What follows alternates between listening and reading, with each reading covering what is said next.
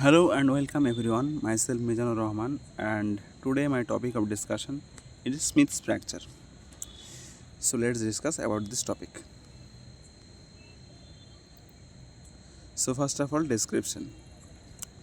Now Smith fracture is a fracture of the distal end of the radius which is caused by the fall on the back of the hand which is flexed and resulting in a volar displacement of the fractured fragment. It is also known as reverse Colles fracture because it is actually the opposite of the Colles fracture. In case of Colles fracture, it is the extended hand, and in case of Smith fracture, it is flexed. So it is also known as reverse Colles fracture. The Smith fracture was named by Irish surgeon Robert William Smith in 1847. However, this injury was first named for French physician Jean Gaspard Blaise Garnet and is commonly known as Grand fracture in French literature. So, Smith fracture is a fracture of the distal end. So, it is an important point. Distal end of the radius caused by a fall on the back of the hand, and the hand should be flexed, resulting in a volar displacement of the fractured fragment. It is also known as reverse Colles fracture.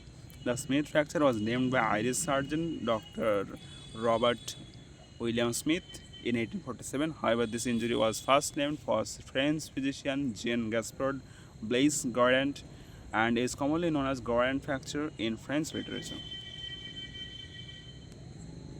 Now come to the etiology part.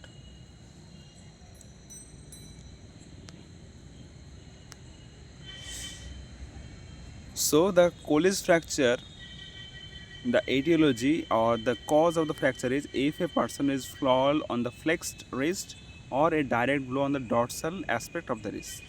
So there are two causes. Number one is a fall on a flexed wrist or a direct blow on the dorsal aspect of the wrist. Now we will come to know about the mechanism of the injury. So injury resulting from a fall on the palm of the hand, of the dorsum or ulnar dorsum of the hand, or a fisted hand, or a direct blow of the to the back of the wrist causing a volar displacement of the distal radius. The mechanism of injury includes what? Tripping forward while walking, falling while cycling, or slipping backward. So first of all, cause of the fracture are a fall on the flexed wrist or a direct blow on the dorsal aspect of the wrist. And now mechanism of the injury: tripping forward while cycling, falling while cycling, tripping forward while walking, falling while cycling, or slipping backward. So these are the causes. Now come to the epidemiology part. The injury site, which is the distal radius, is the most common fracture site in the upper limb. Accounting for the second most common fracture in the elderly, Smith fracture makes up approximately 5% of all combined radial and ulnar fractures.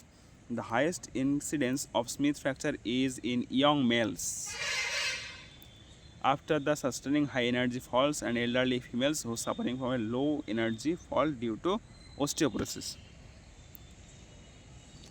So we can find the Smith fracture in young males after sustaining high energy falls, and in case of elderly females who are suffering from a low energy fall due to osteoporosis. It is an important term, the osteoporosis. Now, classification. Smith fracture divided into three types. So it is an important point. Smith fracture is of three types.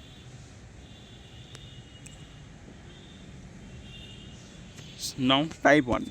Most common type, accounting about 85% of the cause, is an extra articular fracture through the distal radius. So it is the most common type and accounting for about 85% of the cause. It is an extra articular fracture through the distal radius. Now type 2. Type 2 is less common and accounting for approximately 13% is an intra-articular oblique fracture and also referred to as reverse Barton fracture. And type 3 is very uncommon and it is less than 2%. It is a juxta-articular oblique fracture. So now there are three types, that is 1, 2 and 3. 1 is most common fracture, almost 85% it covers, and it is an extra articular fracture through the distal radius. And type 2 is less common, accounting approximately 13%, and it is an intra-articular oblique fracture, also referred to as reverse Barton fracture. And type 3 is uncommon, which is less than 2%, and juxta-articular oblique fracture. Now clinical representation. The physical exam may reveal pain, swelling, and a deformity of the distal forearm, but the direction of the volar angulation is difficult to spot visually. The diagnostic criteria for Smith fracture is a deformed wrist with swelling visible on the volar side and the prominence of the ulna along the dorsum of the wrist. Beside the volar displacement of the distal fragment, disruption of the distal radioulnar joint and the triangular fibrocartilage complex often occurs. There may also be an association of ulnar styloid base fracture. And the evaluation of the extremity neuromuscular status is critical. Neurovascular status is critical. Research suggests that up to 15% of the Smith fracture may show symptoms of the acute carpal tunnel syndrome from compression to the median nerve. In case of the Smith fracture, is also a risk of carpal tunnel syndrome also occurs because due to the compression of the median nerve. Both radial and ulnar nerve compression are less commonly involved, and acute compartment syndrome of the forearm is also seen in case of Smith fracture. Now diagnosis. In case of diagnosis, we can refer to X-ray or either CT scan.